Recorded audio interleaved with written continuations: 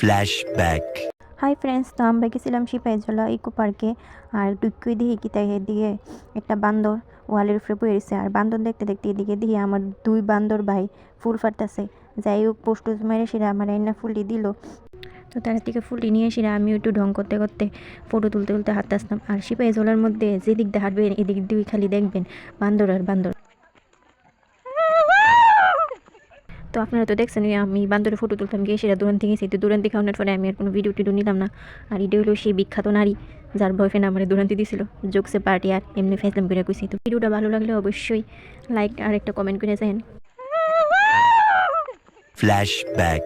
Hi friends, তো আমরা গেছিলাম সিপাহীজলা ইকো পার্কে।